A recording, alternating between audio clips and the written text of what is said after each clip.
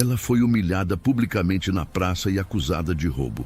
Mas o fazendeiro silencioso a defendeu com apenas 3 palavras que mudaram tudo. Você já imaginou estar sendo destroçada por uma multidão cruel, enquanto a única pessoa que te defende é um homem que mal conhece, mas que escolhe ficar ao seu lado quando todos os outros escolhem destruir? É assim que começa a história que marcou para sempre o interior de São Paulo no ano de 1897, quando a palavra de um homem rico valia mais que a verdade de 10 pobres e a honra de uma mulher podia ser destruída com uma acusação sussurrada na praça. O cheiro de terra batida, misturado ao suor da multidão, gritos cruéis ecoando pela manhã de sábado, e no centro de tudo, uma jovem de olhos verdes, brilhando de lágrimas, tentando manter a dignidade enquanto era acusada de algo que não fez. Foi quando Rafael Monteiro, o fazendeiro mais respeitado da região, desceu de seu cavalo e fez algo que ninguém esperava. E meu amigo, minha amiga, o que aconteceu no final dessa história deixou muita gente de boca aberta. Uma revelação tão chocante sobre assassinato, falsificação e herança escondida que transformou completamente o destino dos dois. Fique comigo, porque você vai entender como um homem de poucas palavras usou suas ações para salvar não só a vida de uma mulher, mas a própria alma. Prepare o coração. Injustiça, coragem, amor silencioso e um desfecho que prova que a verdade sempre encontra seu caminho estão só começando. Agora me diga de que cidade você está assistindo essa história. No interior de São Paulo, mais precisamente na região de Santa Cruz do Vale Fértil, havia um homem que a cidade inteira conhecia, mas que poucos realmente entendiam. Rafael Monteiro, aos 32 anos, era dono da Fazenda Recanto da Esperança, uma propriedade vasta e próspera que herdara do pai, mas que nos últimos 5 anos se tornara tão silenciosa quanto seu dono. Alto, de quase 2 metros, com ombros largos moldados por anos de trabalho sob o sol inclemente do interior paulista, mãos calejadas que sabiam mais de arar terra que de tocar gente, Rafael tinha olhos castanhos profundos que pareciam sempre observar mais do que falar. Seu rosto era marcado por linhas que contavam histórias de sol, seca e solidão. Uma barba sempre bem aparada, mas nunca completamente domada. E cabelos escuros que começavam a mostrar os primeiros fios prateados nas têmporas. Ele usava roupas simples, mas de boa qualidade, camisa de algodão sempre limpa, calças de brim resistentes, botas de couro gastas pelo uso constante e um chapéu de aba larga que raramente saía de sua cabeça quando estava fora de casa. Mas a marca mais característica de Rafael não era física, era seu silêncio. Quando Rafael Monteiro falava, Santa Cruz do Vale Fértil inteira parava para escutar, porque ele raramente abria a boca. 5 anos atrás, sua esposa Ana morrera de febre amarela, após 3 dias de agonia que Rafael passou ao lado dela sem conseguir salvá-la. E desde então, as palavras pareciam ter secado dentro dele como um poço durante a seca. A Fazenda Recanto da Esperança, com suas terras férteis que produziam café, milho e criavam gado de qualidade, era ao mesmo tempo seu orgulho e sua prisão. Os dias se sucediam numa rotina silenciosa: acordar antes do sol nascer, trabalhar até o corpo doer, comer sozinho numa mesa grande demais, dormir num quarto que parecia sempre vazio demais. A cidade o via como homem justo, trabalhador incansável, alguém de palavra firme e caráter inabalável. Mas poucos sabiam que por baixo daquela máscara de força havia um homem que lutava todos os dias contra a solidão que o consumia lentamente, como ferrugem em metal exposto à chuva. Naquela manhã de sábado, Rafael cavalgava em direção ao mercado central, montado em tempestade, Seu cavalo cinza, que era tão silencioso quanto o dono, sem imaginar que em poucas horas sua vida mudaria completamente. Enquanto Rafael amarrava a Tempestade no poste em frente ao mercado, um som cortou o ar matinal que cheirava a café passado e pão quentinho. Eram gritos, risos cruéis e, acima de tudo, soluços abafados de uma mulher tentando manter dignidade enquanto era destroçada publicamente. Rafael parou completamente, cada músculo do corpo tenso, e virou-se em direção à praça central. No centro da praça, cercada por uma multidão que parecia se alimentar de sua humilhação como urubus em carcaça fresca, estava uma jovem que Rafael nunca vira antes. Helena Duarte tinha 21 anos, cabelos negros longos agora desfeitos e caindo sobre o rosto queimado de vergonha. Vestido simples de chita rasgado na manga, revelando pele machucada, olhos verdes brilhando de lágrimas contidas que ela lutava para não deixar cair. Mãos tremendo enquanto segurava uma cesta de compras caída no chão, derramando batatas e cebolas pela terra batida. Sua beleza era marcante mesmo no estado de desespero em que se encontrava.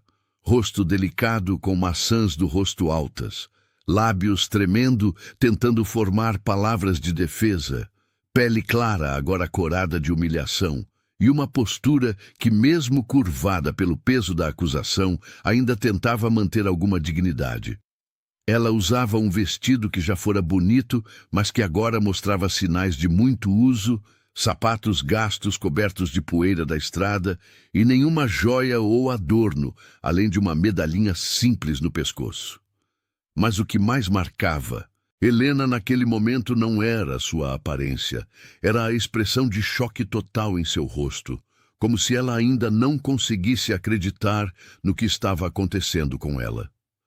Lúcio Tavares, um homem barrigudo de 45 anos, com olhos pequenos e cruéis, que brilhavam de satisfação, apontava para ela e vociferava com voz que parecia se alimentar da plateia. Essa desavergonhada tentou me roubar. Encontrei este anel de ouro escondido em sua cesta. Sem pai para protegê-la, mostra sua verdadeira natureza. A multidão murmurava, apontava, algumas mulheres cuspiam no chão em direção a Helena, homens riam e faziam comentários sobre mulheres sozinhas e o que se espera de quem não tem homem para guiá-la.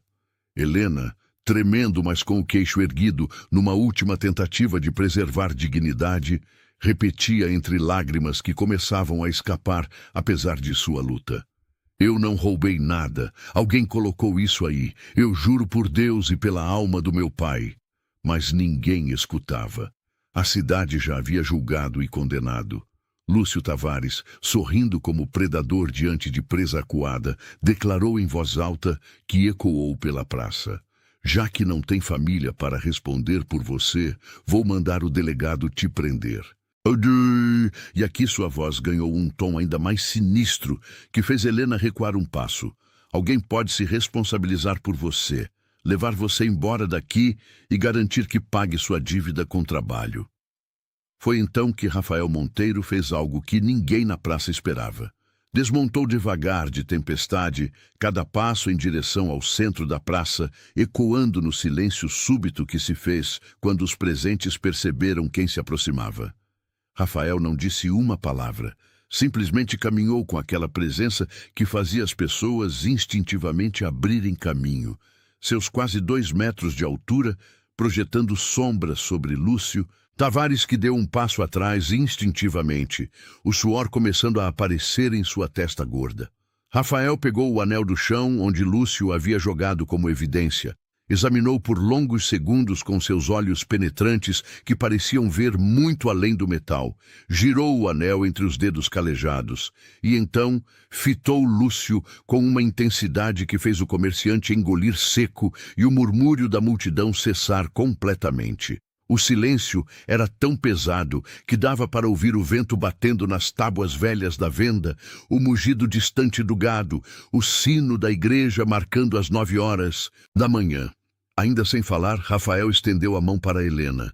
Ela, confusa, desesperada, olhou para aquela mão calejada oferecida a ela como se fosse a única tábua de salvação em mar revolto.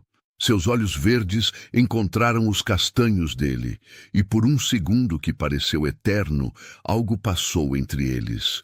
Uma comunicação silenciosa que dispensava palavras. Quando seus dedos tremendo tocaram os dele, Rafael a puxou suavemente para trás de si, num gesto protetor inequívoco que fez a multidão inteira suspirar coletivamente. Ele a posicionou atrás de seu corpo largo, como um escudo humano entre ela e a cidade, que a julgara sem clemência. Finalmente, depois do que pareceram minutos, mas foram segundos, Rafael abriu a boca e sua voz grave e pausada cortou o ar como lâmina afiada. Ela vai comigo. Eu me responsabilizo. 3 palavras. Apenas 3. Mas ditas com tal convicção e autoridade que ninguém ousou questionar.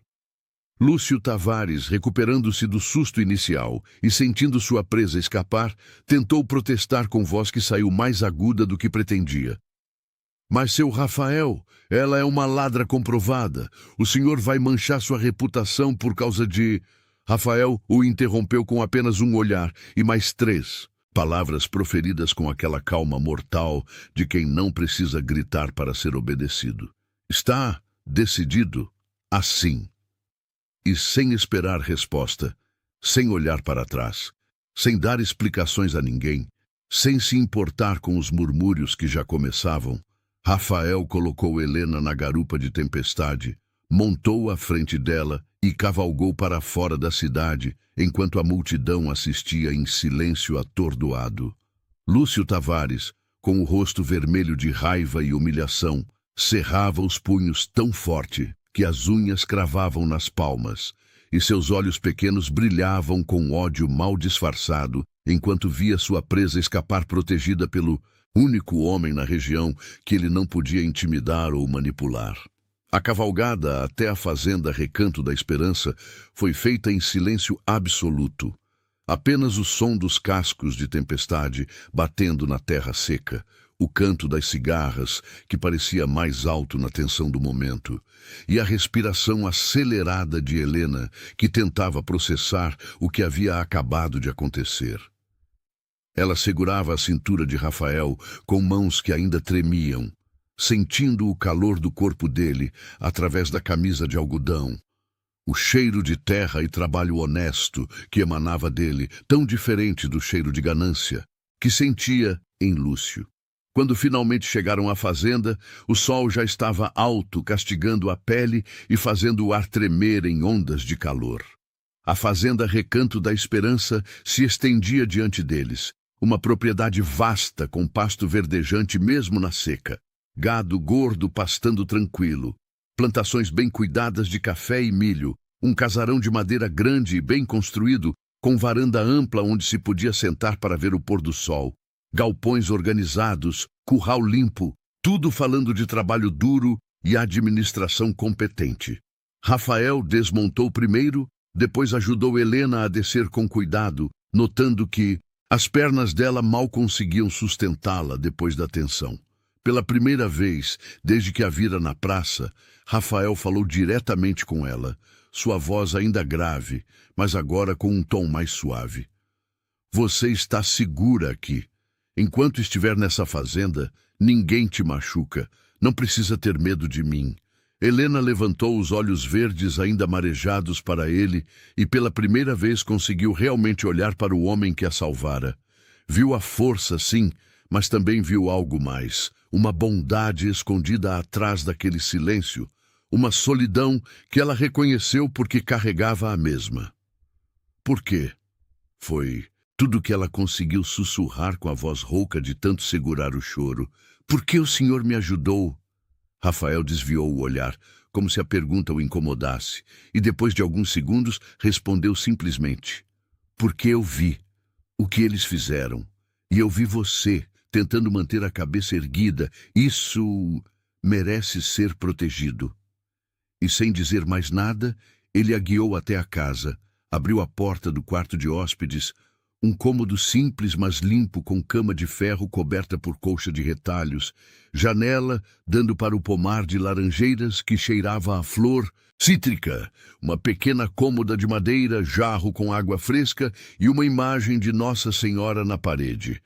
Rafael trouxe roupas limpas que haviam pertencido à sua falecida esposa e as deixou dobradas na cadeira sem comentários. Preparou um prato de comida que colocou na mesa da cozinha e então simplesmente saiu para dar a ela o espaço que sabia que ela precisava. Helena ficou parada no meio do quarto por longos minutos, ainda processando que estava segura, que tinha um teto sobre a cabeça, que alguém havia escolhido acreditar nela, quando todos os outros escolheram destruí-la. E então, finalmente, sozinha, ela desabou sentada no chão e chorou tudo o que havia segurado na praça. Chorou pela humilhação, pela injustiça, pela bondade inesperada daquele homem silencioso. Chorou até não ter mais lágrimas. Nos dias que se seguiram, uma rotina estranha, mas curiosamente confortável, se estabeleceu na fazenda Recanto da Esperança. Rafael acordava antes do sol nascer, preparava café forte passado no pano que deixava na mesa junto com pão e manteiga, e saía para o trabalho sem fazer barulho para não acordá-la. Helena, acostumada a uma vida confortável antes da morte de seu pai 6 meses atrás, quando tudo começou a desmoronar, acordava com o cheiro de café e encontrava sempre o desjejum pronto, a porta trancada por fora para sua segurança, mas com a chave do quarto dela por dentro, pequenos gestos que diziam mais que 1000 palavras sobre o respeito daquele homem. Durante o dia, ela explorava a fazenda timidamente, observava Rafael de longe trabalhando sob o sol com os empregados, a forma como seus músculos se moviam ao carregar sacos de café, como tratava os animais e os homens com a mesma firmeza justa, como raramente falava, mas quando dava uma ordem, ela era obedecida sem questionamento. As refeições eram feitas em silêncio inicialmente. Rafael comia, focado no prato, sem fazer perguntas invasivas, sem olhares de julgamento, sem exigir explicações que ela não estava pronta para dar.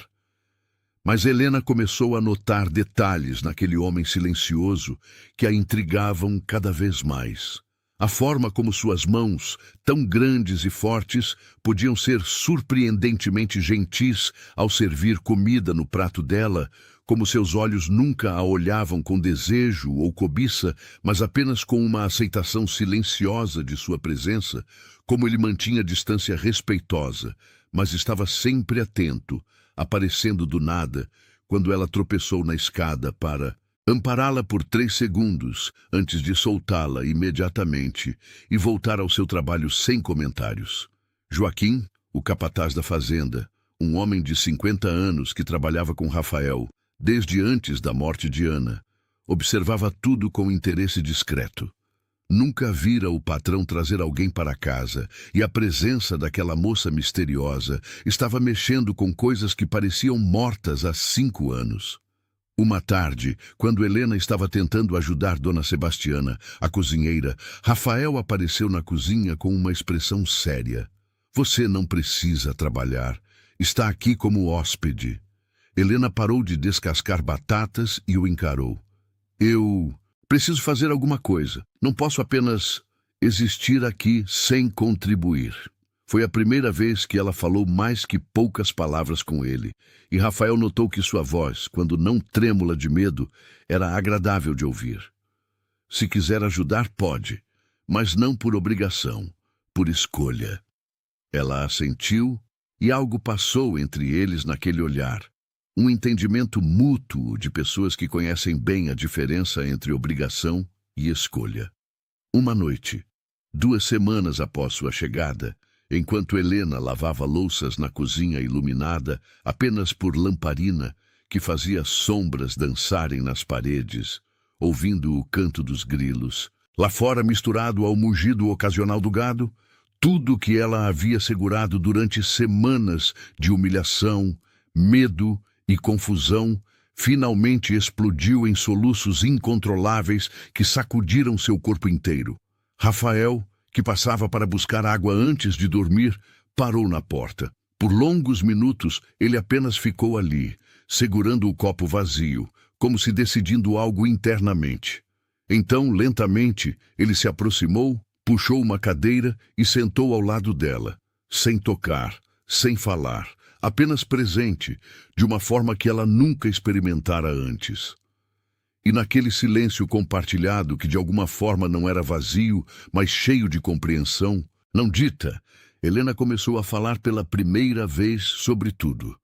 Sua voz saiu embargada, entrecortada por soluços, mas as palavras finalmente fluíram como rio represado que encontra fissura na represa. Ela contou como seu pai, Coronel Antônio Duarte, havia sido um dos fazendeiros mais prósperos da região, dono de terras vastas que faziam divisa com as de Rafael, um homem justo e bondoso que a criara sozinho após a morte da mãe no parto. Contou como há 6 meses, quando seu pai morreu subitamente de uma doença misteriosa que os médicos não conseguiram diagnosticar corretamente, seu primo, Lúcio Tavares, apareceu como abutre, sentindo cheiro de carcaça, trazendo documentos que alegavam que metade das terras Duarte eram dele por direito de herança através de uma linha familiar que ninguém nunca tinha ouvido falar. Contou como Lúcio começou uma campanha sistemática para destruir sua reputação na cidade, espalhando boatos de que ela vivia de forma inadequada para uma moça solteira, que recebia homens em casa, que bebia, que desperdiçava a herança do pai em frivolidades. Tudo mentira. Ela disse com voz que misturava dor e raiva. Tudo inventado para me destruir. E funcionou. As pessoas que conheci a vida inteira viraram as costas. As amigas pararam de me visitar. Os comerciantes começaram a me tratar com desprezo. E hoje, ele armou a cena do roubo para finalmente me destruir completamente. Aquele anel... Sua voz falhou. Aquele anel pertencia à minha mãe. Lúcio sabia disso. Ele roubou da minha casa e plantou na minha cesta para me acusar publicamente. Quando Helena terminou, exausta de chorar e falar, o silêncio voltou, mas era diferente agora. Era um silêncio de compreensão compartilhada. Rafael, que havia escutado tudo sem interromper, finalmente falou, sua voz ainda mais grave que o normal, carregada de uma emoção que ele raramente permitia transparecer. Minha esposa, Ana, morreu faz 5 anos, febre amarela, 3 dias de agonia. Eu segurei a mão dela, enxuguei seu rosto queimando de febre. Prometi 1000 vezes que ela ia ficar bem, mas no 3º dia de manhã cedo, quando o sol estava nascendo, ela simplesmente foi embora. Deixou-me aqui nessa casa grande demais, nessa cama vazia demais, nessa vida silenciosa demais. Ele pausou, engolindo seco, os olhos fixos em algum ponto distante que só ele podia ver. Prometi naquele dia, segurando o corpo frio dela, que nunca mais deixaria alguém sofrer sozinho se eu pudesse evitar, que se visse alguém precisando de ajuda, eu ajudaria, mesmo que isso custasse minha reputação, meu dinheiro, minha paz, porque eu sei o que é sofrer sozinho, e é uma dor que ninguém merece. Helena olhou para ele com olhos ainda marejados, mas agora também cheios de compreensão. Via, pela primeira vez além da máscara de silêncio e força, um homem partido por perda que encontrou na quietude uma forma de sobreviver à dor que, caso contrário, o consumiria. Por que me ajudou? Ela repetiu a pergunta que fizera no primeiro dia, mas agora com intenção diferente. Rafael a fitou com aqueles olhos profundos que pareciam enxergar até a alma. Porque eu vi na praça o que eles estavam fazendo com você. Vi você tentando manter a cabeça erguida, mesmo quando tudo conspirava para te destruir. Vi você lutando para não cair, mesmo quando seria mais fácil desmoronar. Isso é força verdadeira e merecia ser protegido. Helena sentiu algo se mover dentro do peito, algo que tinha certeza estar morto depois de meses de humilhação e dor. Era esperança. Era a possibilidade de que talvez, apenas talvez, não estava sozinha no mundo. Ela estendeu a mão, timidamente através da mesa de madeira rústica, e quando os dedos dela tocaram os dele, Rafael não recuou. Simplesmente segurou a mão dela com a mesma firmeza gentil que usava para tudo, e ficaram assim por longos minutos, dois sobreviventes de tempestades diferentes encontrando porto um no outro. Mas enquanto na fazenda Recanto da Esperança nascia algo frágil e bonito, na cidade Santa Cruz do Vale Fértil, as línguas afiadas não descansavam. Dona Benedita, a parteira mais fofoqueira da região, espalhava com prazer mórbido em cada casa que visitava. Vivendo sozinhos naquela fazenda, sem casamento, sem chaperon, imaginem o que fazem quando a noite cai. Seu Horácio, dono da venda principal, balançava a cabeça com ar de quem sabia das coisas. Rafael Monteiro sempre foi homem direito, mas agora abrigar uma criminosa, uma ladra comprovada. O que pensaria sua falecida esposa se visse? O padre Augusto, pressionado pelos fiéis que vinham reclamar a cada missa, finalmente foi pessoalmente à fazenda exigir explicações. Sua batina preta levantando poeira da estrada enquanto sua carroça se aproximava. Rafael o recebeu na varanda de pé com braços cruzados, expressão neutra. Seu Rafael, começou o padre, com um tom que tentava ser firme, mas que traía. Nervosismo diante daquele homem. Os fiéis estão preocupados com sua situação. Uma moça solteira vivendo aqui. Ela trabalha. Rafael o interrompeu com aquela economia de palavras característica. Dorme em quarto separado. Eu protejo. Que mais importa? Importa a aparência da coisa. O que as pessoas pensam. A moralidade. Padre, Rafael o cortou novamente, agora com um tom mais frio. Quando Ana estava morrendo, onde estavam essas pessoas tão preocupadas com moralidade? Quando eu passei 3 dias sem dormir tentando salvá-la, quantas dessas almas pias apareceram para ajudar? E agora vem me dizer o que fazer? O padre Augusto engoliu seco, percebendo que tocara em ferida que não cicatrizara. Mas para Lúcio Tavares, o rumor de Rafael e Helena juntos não era apenas assunto de fofoca, era afronta pessoal e ameaça direta a seus planos. Ele precisava daquelas terras. Havia descoberto recentemente, através de um geólogo que visitara a região, que elas continham minério valioso, potencialmente fazendo do dono um dos homens mais ricos da província.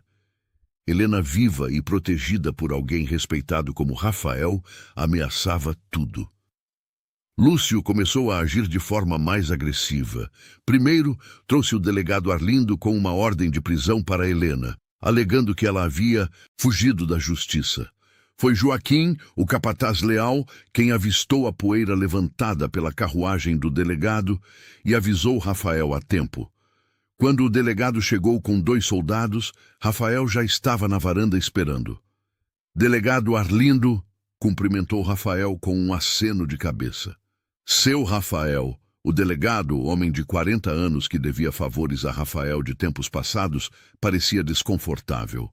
Vim buscar a moça Helena Duarte. Há uma ordem de prisão pendente. Rafael não se moveu. Que crime ela cometeu? Roubo comprovado. Lúcio Tavares apresentou as provas.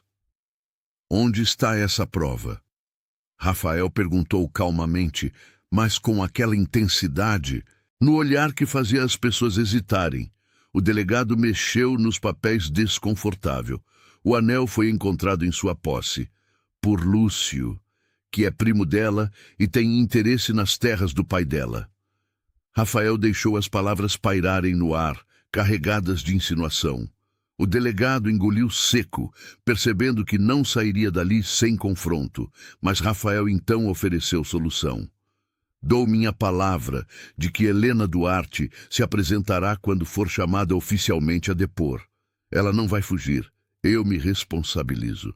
A palavra de Rafael Monteiro valia ouro na região. O delegado, aliviado por ter escapatória que não envolvesse confronto, aceitou e foi embora. Mas Lúcio Tavares, ao saber que sua manobra falhara, sentiu a raiva ferver dentro dele como óleo em panela quente. As semanas passaram, e na fazenda Recanto da Esperança, algo mudou. Não foi súbito, foi gradual como o amanhecer que vai clareando aos poucos. Rafael e Helena começaram a trabalhar juntos. Ele ensinando-a sobre a fazenda, ela trazendo sugestões que ele ouvia com atenção surpreendente. Havia momentos de sincronização entre eles que nenhum dos dois planejava, mas que aconteciam naturalmente, como quando ele estendia a ferramenta e ela já estava lá para pegar. Ou quando ela preparava café e ele aparecia na cozinha no momento exato. Riram juntos pela primeira vez quando um porco fugiu e causou confusão. Helena correndo atrás com saia erguida e Rafael com aquele sorriso discreto que iluminava seu rosto de forma que Joaquim comentou depois nunca ter visto nos últimos 5 anos. Mas foi quando Rafael adoeceu, pegando febre forte depois de trabalhar sob chuva congelante, consertando o telhado do galpão, que algo definitivamente mudou. Helena cuidou dele por 3 dias e noites, enxugando o suor febril, obrigando-o a beber água quando ele recusava, colocando panos frios na testa, fazendo chá de ervas que Dona Sebastiana ensinou. Rafael, não acostumado a ser cuidado, tentou resistir inicialmente, mas a febre o debilitava e ele acabou se rendendo aos cuidados dela. Havia momentos de semiconsciência, onde ele murmurava nome de Ana, onde Helena via a dor crua que ele carregava, onde entendia que aquele homem forte era também humano, vulnerável, machucado. Quando a febre finalmente quebrou no 3º dia, Rafael acordou encontrando Helena dormindo sentada na cadeira ao lado da cama, a mão dela ainda segurando a dele, o rosto dela marcado por 3 noites sem dormir direito. Ele olhou para aquela cena e sentiu algo dentro do peito que não sentia há 5 anos. Um aperto bom, assustador, mas bom. Quando ela acordou e viu que ele estava melhor, o sorriso de alívio que iluminou o rosto dela foi algo que Rafael soube que nunca esqueceria. "Você ficou", ele disse com voz ainda rouca da doença, "3 dias me cuidando. Onde mais eu estaria?" Ela respondeu simplesmente como se fosse óbvio, como se não houvesse outro lugar no mundo que ela quisesse estar. E naquele momento, Rafael percebeu algo que o aterrorizou e libertou ao mesmo tempo.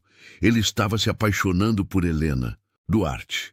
Não era só gratidão, não era só companheirismo, era algo profundo, assustador, mas inegavelmente real. Mas o mundo exterior não permitiria que aquela paz durasse. Numa manhã de segunda-feira, quando o mercado estava cheio de gente vendendo e comprando, Lúcio Tavares subiu nos degraus da igreja e convocou reunião pública. "Cidadãos de Santa Cruz do Vale Fértil", sua voz ecoou pela praça. "Preciso falar sobre situação que ameaça a moral de nossa comunidade. Rafael Monteiro, homem que todos respeitamos, está sendo enganado por mulher sem escrúpulos que o usa para escapar da justiça." A multidão se reuniu, sempre pronta, para espetáculo. Lúcio continuou, sua voz ganhando fervor teatral.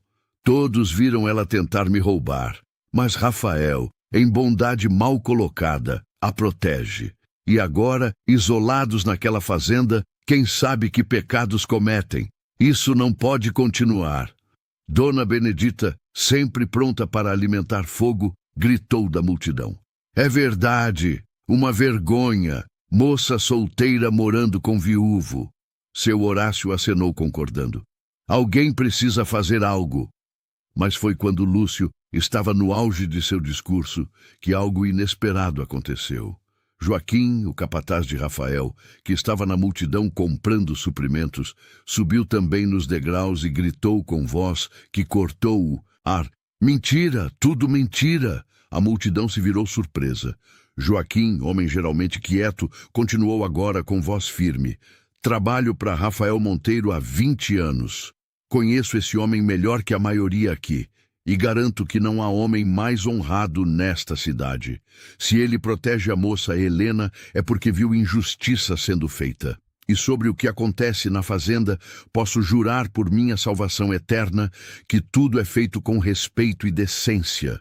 Lúcio, vermelho de raiva, cuspiu. Você é empregado dele, claro que vai defendê-lo. E você é primo dela e quer as terras do pai. Dela! Joaquim retrucou. Todos sabem que Coronel Antônio Duarte nunca gostou de você. Todos sabem que você apareceu com papéis suspeitos depois que ele morreu. Quem aqui realmente está mentindo? O murmúrio da multidão mudou de tom. Pessoas começaram a questionar, a lembrar de fatos, a perceber coisas que antes ignoravam. Lúcio, sentindo que estava perdendo o controle da narrativa, desceu dos degraus furioso e foi embora, mas não antes de lançar olhar de ódio puro para Joaquim, que este nunca esqueceria. Naquela noite, quando Joaquim contou a Rafael o que acontecera na cidade, o fazendeiro colocou mão no ombro do capataz, com gratidão silenciosa, que falava mais que 1000 agradecimentos. Mas Rafael sabia que Lúcio Tavares não descansaria. Homens como ele, quando acuados, ficavam mais perigosos. E Rafael estava certo. Uma semana depois, numa noite de lua nova, quando a escuridão era quase total, Lúcio Tavares apareceu na fazenda Recanto da Esperança, com 4 capangas armados e o delegado Arlindo, que parecia extremamente desconfortável. Rafael, que tinha sono leve de anos dormindo sozinho e alerta, ouviu o som de cavalos se aproximando e levantou imediatamente.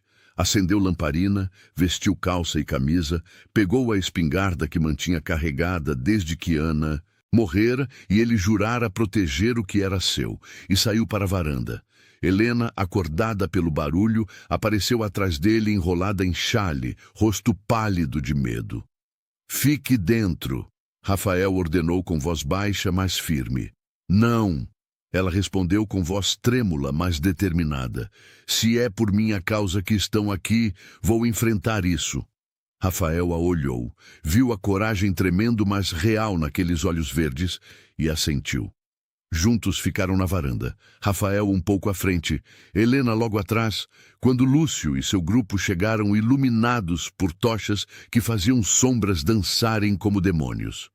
Seu Rafael Monteiro, Lúcio. Começou com voz que tentava soar oficial, mas que traía satisfação cruel. Vim com o delegado buscar a criminosa Helena Duarte e entregar este documento que o senhor precisa assinar, renunciando qualquer direito ou responsabilidade sobre ela.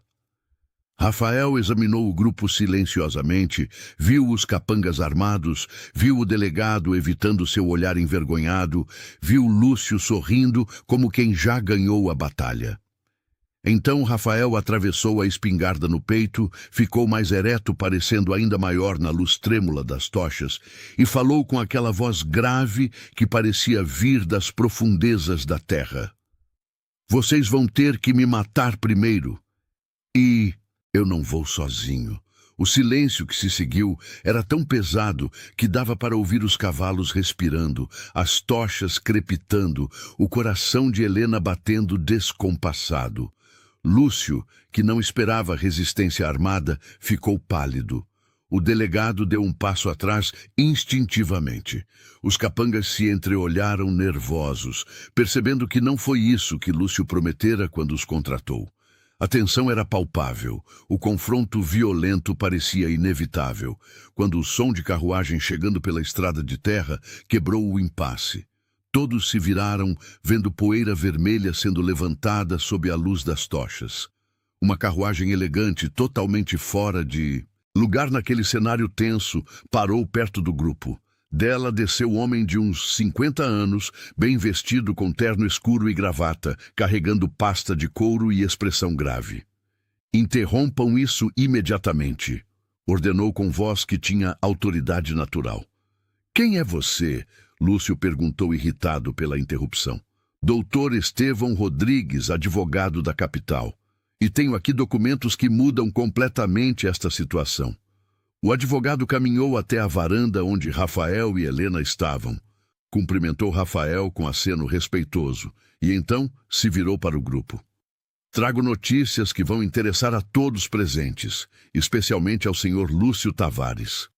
Abriu a pasta de couro com gestos deliberados que aumentavam a tensão, retirou vários documentos e começou a ler sob a luz das tochas e da lamparina que Rafael segurava. Há 2 dias, fui procurado em meu escritório na capital por João Velho, antigo empregado da fazenda do falecido coronel Antônio Duarte. O senhor João estava em leito de morte, tísica terminal, e sua consciência não permitia que partisse deste mundo sem revelar verdade terrível que testemunhara. A multidão estava em silêncio absoluto agora. Helena sentiu os joelhos fraquejarem. Rafael discretamente segurou seu braço para ampará-la. O doutor Estevão continuou. João Velho confessou que presenciou Lúcio Tavares, primo do coronel Antônio Duarte, envenenando lentamente o coronel durante período de 6 meses antes de sua morte.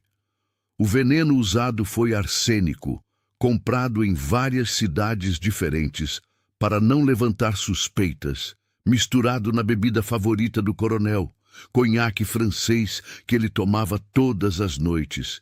João viu isso acontecer múltiplas vezes, mas calou-se por medo de Lúcio, que o ameaçara de morte se contasse algo. Helena soltou o grito abafado, mãos voando para a boca. Rafael sentiu fúria subir por dentro dele como lava, mas manteve-se imóvel, deixando o advogado continuar. Após assassinar o coronel e fazer parecer morte natural por doença, Lúcio Tavares falsificou documentos alegando direito de herança que nunca existiu. O objetivo era forçar senhora Helena Duarte a assinar as terras para ele sob ameaça ou destruição de reputação.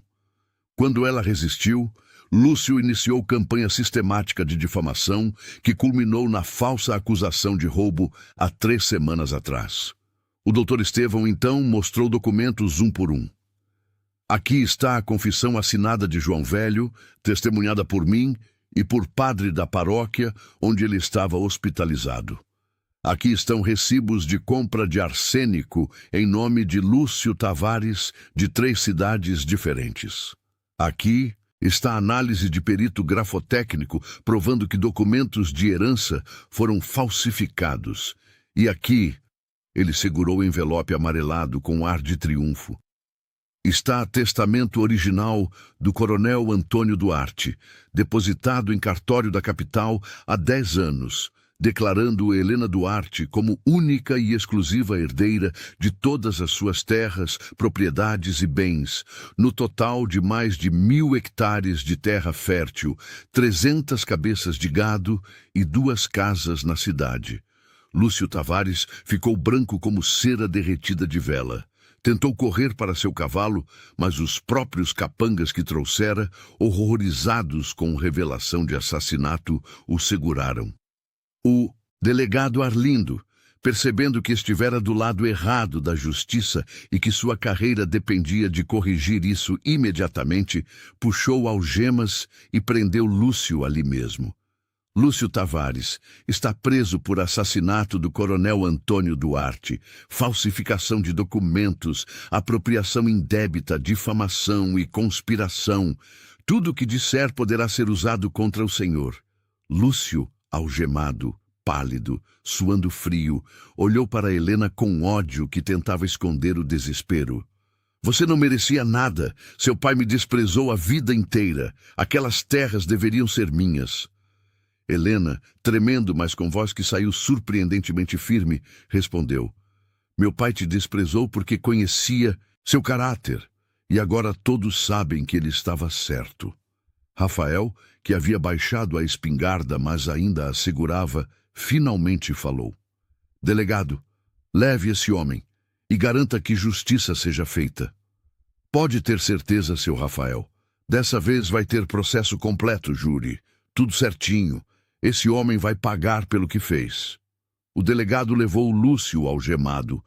Os capangas dispersaram envergonhados, e em pouco tempo apenas Rafael, Helena e o doutor Estevão permaneceram na varanda iluminada pela lamparina e lua que começava a aparecer entre nuvens.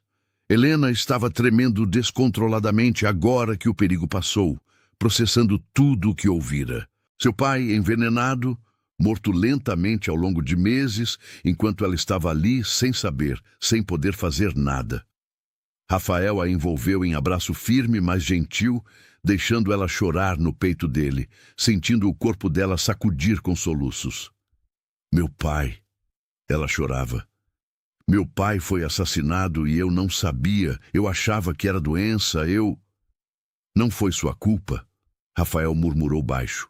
Lúcio era criminoso experiente, enganou médicos, enganou todos, você não podia saber. O doutor Estevão, esperando respeitosamente que o momento passasse, finalmente disse: Senhora Helena Duarte, como única herdeira legal, todas as terras e bens do coronel Antônio Duarte agora estão formalmente sob sua posse. Sou executor do testamento e vim pessoalmente garantir que seus direitos sejam respeitados. Amanhã podemos ir ao cartório formalizar tudo. A senhora é, senhora, uma das mulheres mais ricas desta região da província.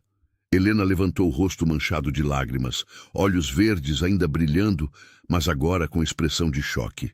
Eu sou rica? Muito rica, confirmou o advogado.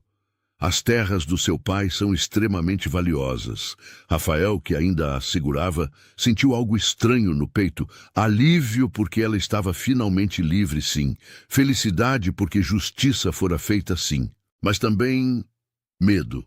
Medo de que agora que ela tinha tudo, tinha terras, dinheiro, reputação restaurada, não precisaria mais dele. Não precisaria mais ficar naquela fazenda simples com um homem silencioso que não tinha nada especial a oferecer além de trabalho duro e palavras escassas. Como se sentindo os pensamentos dele, Helena se afastou um pouco, olhou para o rosto dele iluminado pela lamparina e disse com voz ainda trêmula, mas determinada: Eu preciso de tempo. Preciso processar tudo isso. Preciso ir à cidade, ver minha antiga casa, resolver os papéis. Rafael assentiu, engolindo seco, soltando-a embora cada fibra do corpo, dele quisesse continuar segurando. Entendo. Você tem vida para retomar agora, vida que lhe foi roubada. Ela o olhou como se quisesse dizer algo mais, mas então simplesmente acenou e entrou na casa. Rafael ficou na varanda com o doutor Estevão, que o observava com o olhar penetrante de quem vê muito. Senhor gosta dela. Não foi pergunta, foi afirmação. Rafael não negou, nem confirmou, apenas ficou quieto olhando a noite. Ela vai ter muitos pretendentes agora. O advogado continuou. Mulher rica, bonita, jovem. Muitos homens vão aparecer. Eu sei, Rafael respondeu simplesmente. Então por que não luta por ela? Rafael, finalmente, olhou para o advogado. Porque se ela ficar, quero que seja porque escolhe ficar, não porque deve, não porque não tem opção. Ela merece escolha, merece liberdade que lhe foi tirada. O doutor Estevão sorriu com respeito. O senhor é homem raro, seu Rafael.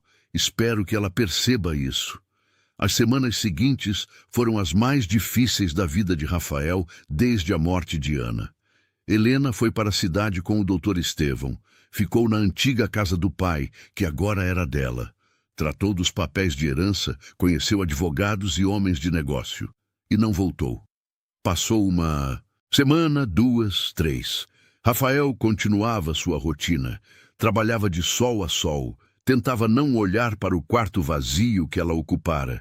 Tentava não sentir falta do som da voz dela, da presença dela na mesa de jantar, do jeito que ela ria quando algo engraçado acontecia. Dona Sebastiana e Joaquim trocavam olhares preocupados vendo o patrão afundar cada vez mais em silêncio, que agora parecia dor visível. Na cidade, Helena tinha tudo que um dia sonhara ter de volta. Sua casa restaurada, seu nome limpo, Pessoas pedindo desculpas envergonhadas pela forma que a trataram, pretendentes aparecendo diariamente com flores e promessas eloquentes, sociedade querendo sua companhia em festas e jantares. Mas cada noite, deitada na cama confortável do quarto que fora seu quando criança, Helena não conseguia dormir. Pensava na fazenda Recanto da Esperança, no rancho simples mas acolhedor, no cheiro de café forte pela manhã, no som dos cascos de tempestade, na presença silenciosa mas sólida de Rafael. Pensava em como ele nunca pediu nada, nunca exigiu explicações, nunca a fez sentir que devia algo. Pensava em como aquele homem, de poucas palavras, disse mais, através de ações, que todos os pretendentes eloquentes juntos poderiam dizer em 1000 discursos. Um mês depois do confronto, numa manhã de domingo, quando a igreja estava cheia, Helena apareceu vestida elegantemente, cabelos arrumados, postura de mulher que retomou seu lugar na sociedade. Mas, ao invés de sentar nos bancos da frente reservados para famílias importantes, ela caminhou até o púlpito e pediu licença ao padre Augusto para falar. A igreja inteira se virou surpresa. Cidadãos de Santa Cruz do Vale Fértil. Ela começou com voz clara que ecoou pelas paredes antigas. Há 2 meses fui humilhada publicamente nesta cidade, acusada de crime que não cometi, julgada sem direito de defesa, condenada sem provas. Todos aqui participaram de alguma forma, alguns ativamente, outros passivamente, mas todos participaram. Podia-se ouvir uma agulha cair. Hoje, com meu nome limpo e verdade revelada, poderia simplesmente seguir em frente. Mas não posso, porque preciso que todos saibam uma coisa. Ela fez pausa, olhos percorrendo os rostos envergonhados na plateia. Quando todos me abandonaram, quando todos me julgaram, quando todos escolheram acreditar em mentiras, um homem escolheu diferente. Rafael Monteiro, homem que mal me conhecia, que não devia nada a mim, que arriscou sua reputação e paz para me proteger.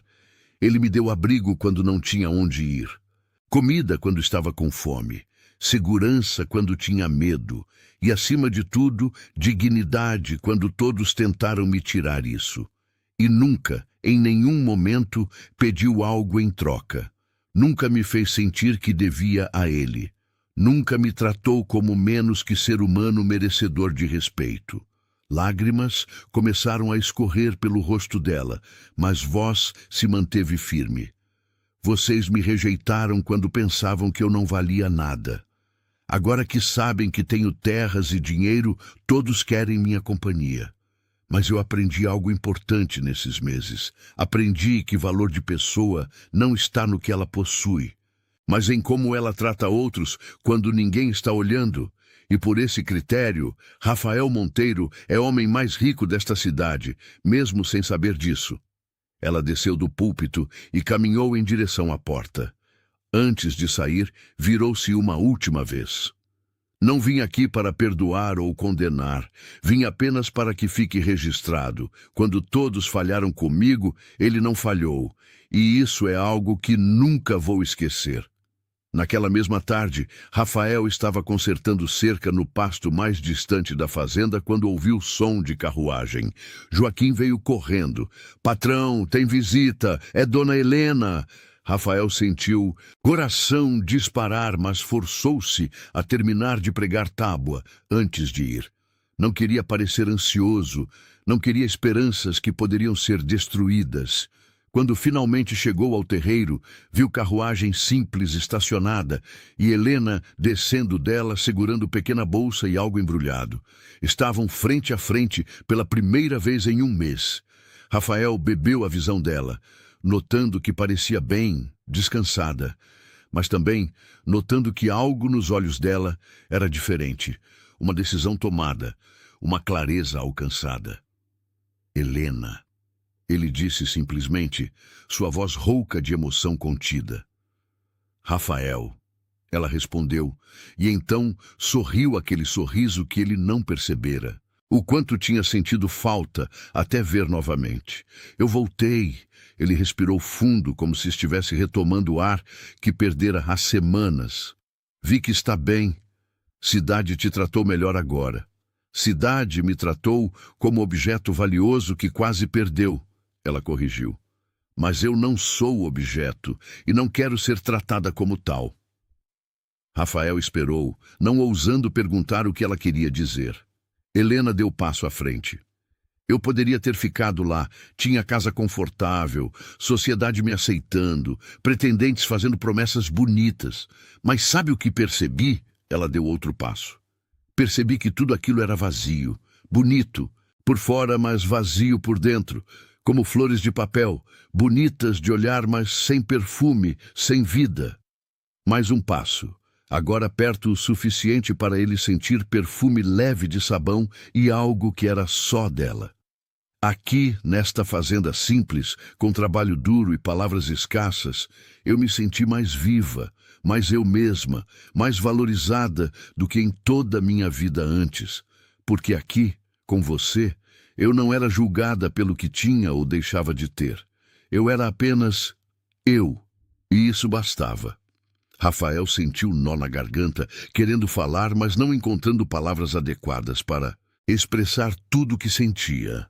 Helena salvou-o da dificuldade continuando. Resolvi tudo o que precisava resolver na cidade. Assinei papéis, vendi casa que tinha memórias de mais tristes, organizei negócios e durante todo esse tempo só conseguia pensar em uma coisa. Ela segurou a mão dele, seus dedos pequenos envolvendo os dele grandes e calejados. Pensava em você, em como sua presença silenciosa era mais reconfortante que 1000 palavras vazias, em como seus gestos simples valiam mais que todos os presentes caros do mundo, em como, pela primeira vez na vida, eu queria ficar em algum lugar não porque devia, mas porque escolhia. As lágrimas agora corriam livremente pelo rosto dela, mas sorriso permanecia. Então vim perguntar a você, Rafael Monteiro, se você ainda me quer aqui. Não como hóspede, não como caridade, mas como alguém que quer fazer vida com você, construir futuro juntos. Porque eu percebi que não quero riqueza se não tiver alguém verdadeiro para compartilhar. E você é a pessoa mais verdadeira que já conheci. Rafael, homem de poucas palavras, homem que passara 5 anos falando apenas o essencial, de repente sentiu necessidade urgente de dizer tudo, de expressar tudo o que sentia. Segurou o rosto dela com ambas mãos, grandes e ásperas, mas infinitamente gentis, olhou fundo nos olhos verdes que tinham lágrimas, mas também esperança, e disse mais palavras de uma vez do que dissera em anos. Helena, desde que você apareceu na praça, desde que vi você lutando para manter dignidade, quando todos tentavam destruir você, algo acordou dentro de mim que estava morto há 5 anos. Não foi só compaixão, não foi só justiça, foi reconhecimento. Como se minha alma reconhecesse a sua. Você trouxe vida de volta para esta fazenda, para esta casa, para mim. Cada manhã que acordava e sabia que você estava ali, me fazia querer levantar. Cada refeição compartilhada, cada silêncio confortável, cada riso raro, mas verdadeiro, tudo me mostrava que ainda era possível sentir, ainda era possível viver, não apenas existir. Ele fez pausa, voz embargando, mas continuou. Quando você foi embora, pensei que tinha perdido minha segunda chance de felicidade. Pensei que tinha feito certo, deixando você livre para escolher. Mas cada dia sem você foi luta contra a vontade de ir até a cidade e te pedir para voltar. A única coisa que me impediu foi respeito pela sua liberdade, porque você merecia escolher seu caminho, não ter seu caminho escolhido, por mim ou por necessidade. Ele limpou lágrima que escorria pelo rosto dela com um polegar gentil. Mas agora que você voltou, agora que você diz que escolhe de estar aqui, eu quero que saiba. Eu escolho você também. Escolho todos os dias, todas as dificuldades, todas as alegrias, tudo o que vier, porque você fez eu lembrar que silêncio não precisa ser solidão, que força pode ser gentil, que amor não precisa de 1000 palavras quando ações verdadeiras bastam. E então Rafael Monteiro fez algo que não fazia há anos, algo que pensou nunca mais fazer. Sorriu. Um sorriso grande, genuíno, que transformou seu rosto inteiro, iluminando-o de dentro. Helena viu aquele sorriso e soube que estava exatamente onde deveria estar. Beija-me, ela sussurrou, como homem livre beijando mulher que escolhe estar aqui. Não como salvação, não como gratidão, mas como amor. E Rafael a beijou.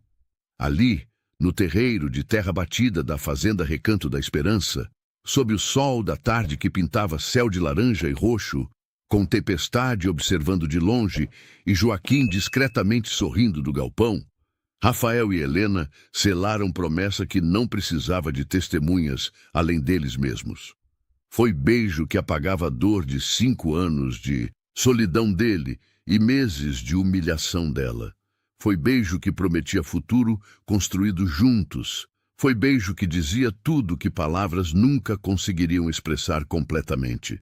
Os meses que se seguiram testemunharam transformação completa. Lúcio Tavares foi julgado, condenado e enforcado na praça central da cidade, a mesma praça onde havia humilhado Helena, num tipo de justiça poética que ninguém deixou de notar. Dona Benedita e outros que participaram do linchamento moral de Helena receberam visita do padre Augusto, que os forçou a pedir perdão público, e alguns, genuinamente envergonhados, pediram. Outros nunca conseguiram olhar Helena nos olhos novamente. As terras de Helena, agora oficialmente documentadas em nome dela, foram unidas às de Rafael quando eles se casaram 3 meses depois, numa cerimônia simples, mas emocionante, na capela da fazenda. Helena usava vestido branco simples de algodão com renda feita por Dona Sebastiana, cabelo solto adornado com flores frescas de laranjeira e sorriso radiante que parecia iluminar todo o recinto.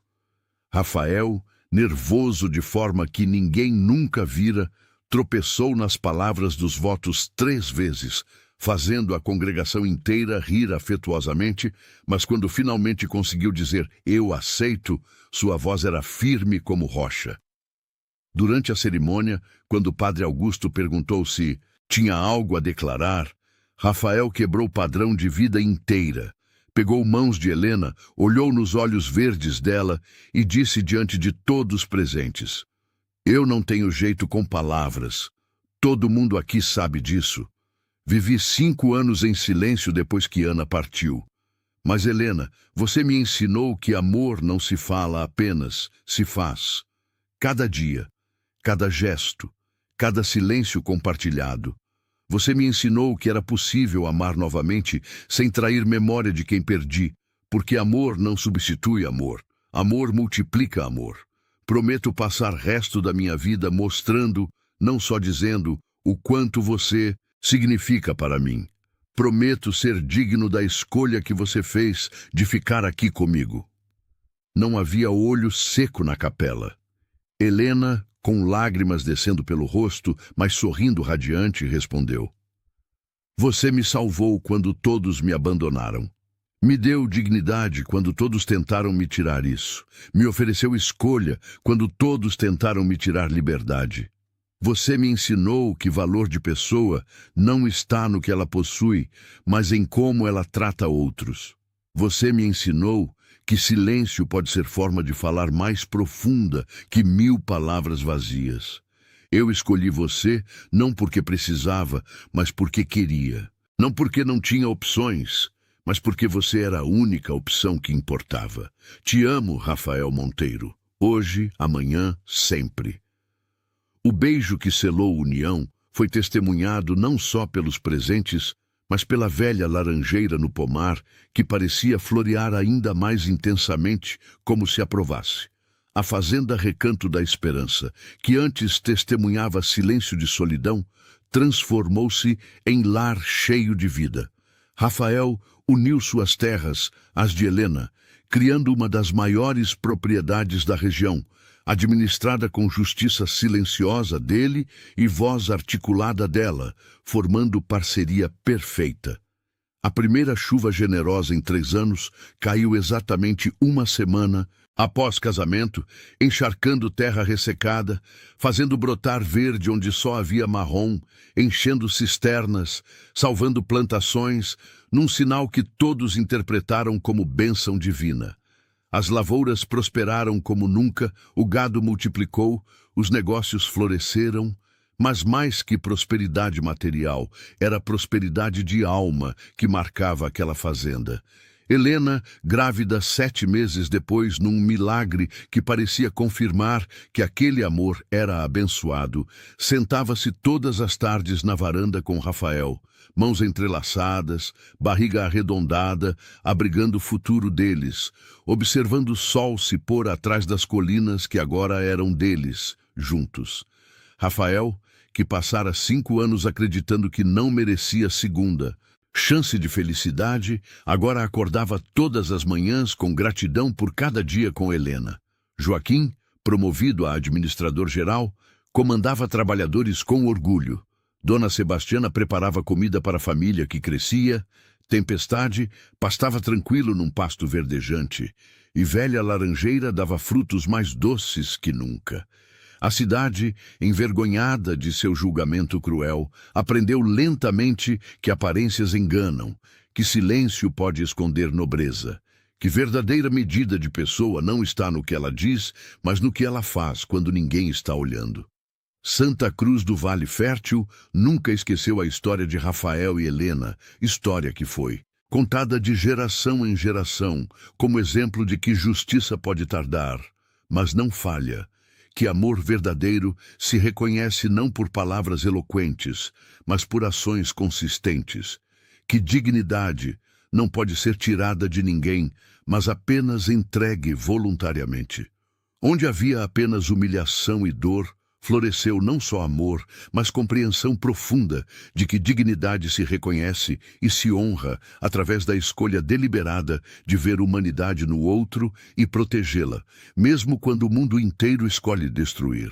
E assim, naquela região do interior paulista, onde palavra valia mais que papel assinado, mas ações valiam mais que todas as palavras, a história de Rafael e Helena se tornou lenda. Provou que amor verdadeiro não precisa de discursos eloquentes, precisa apenas de mãos dispostas a trabalhar, braços prontos para proteger, e coração que escolhe agir quando outros apenas observam. Rafael nunca se tornou homem de muitas palavras, sua natureza silenciosa permaneceu. Mas Helena nunca precisou que fosse diferente. Porque entre eles, o silêncio compartilhado dizia mais que 1000 discursos. Cada gesto de cuidado valia mais que todas as promessas vazias do mundo. E cada escolha de permanecer juntos, apesar das dificuldades, era a renovação de votos mais profunda que qualquer cerimônia.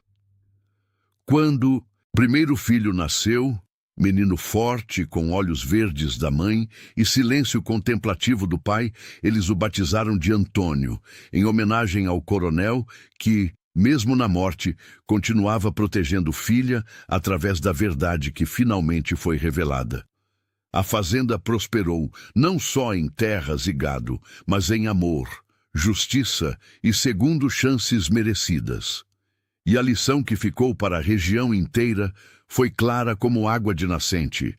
Às vezes, o destino coloca na nossa porta exatamente o que mais precisamos mesmo quando não estamos preparados. A vida é cheia de perdas, mas também de reencontros inesperados, cheia de julgamentos injustos, mas também de justiça que finalmente prevalece. E, acima de tudo, cheia de possibilidades para quem tem coragem de agir certo, mesmo quando todos agem errado, para quem escolhe proteger quando outros escolhem destruir, para quem entende que verdadeiro amor se constrói não em momentos de facilidade, mas em escolhas consistentes de permanecer, cuidar, respeitar, mesmo quando o caminho mais fácil seria abandonar. Assim se encerra a história de Rafael Monteiro e Helena Duarte, dois corações quebrados por circunstâncias diferentes que encontraram um no outro não só cura, mas transformação. Uma história que começou com humilhação pública e silêncio. Protetor, que desenvolveu através de confiança construída lentamente, que foi testada por revelações chocantes e quase destruída por separação temporária, mas que finalmente triunfou através de escolhas conscientes e amor maduro, que compreende que liberdade de escolher é o maior presente que se pode dar a alguém. E que quando essa pessoa escolhe voltar, escolhe ficar, escolhe amar, esse amor tem valor infinitamente maior porque foi livremente dado, nunca forçado, nunca por obrigação, sempre por vontade genuína do coração. A verdade sempre encontra seu caminho, a justiça sempre prevalece, ainda que demore, e o amor verdadeiro sempre reconhece seu. Porque almas que devem estar juntas se reconhecem não através de 1000 palavras, mas através de silêncios compartilhados, gestos simples mas profundos e presença que conforta mais que todas as promessas eloquentes do mundo. Rafael e Helena provaram para Santa Cruz do Vale Fértil que heroísmo não está em grandes gestos públicos, mas em escolhas diárias de fazer o certo, que riqueza verdadeira não se mede em terras ou dinheiro, mas em caráter e integridade, que segundas chances existem para quem tem coragem de aceitá-las e honrá-las, e que silêncio de homem justo fala mais alto que gritos de e criminoso eloquente. Agora me diz, o que você achou desse final emocionante? Deixe nos comentários a sua opinião. Ela é muito importante para nós. E se essa história de justiça, amor e segundas chances tocou seu coração, deixe o like. Se inscreva no canal e ajude a gente a chegar aos 100.000 inscritos. Compartilhe o vídeo para que outras pessoas também conheçam essa história tão bonita de como o silêncio pode salvar e como a verdade sempre prevalece. E não vai embora agora. Clique na próxima história porque tem muita narrativa emocionante da época esperando por você. Nos vemos lá.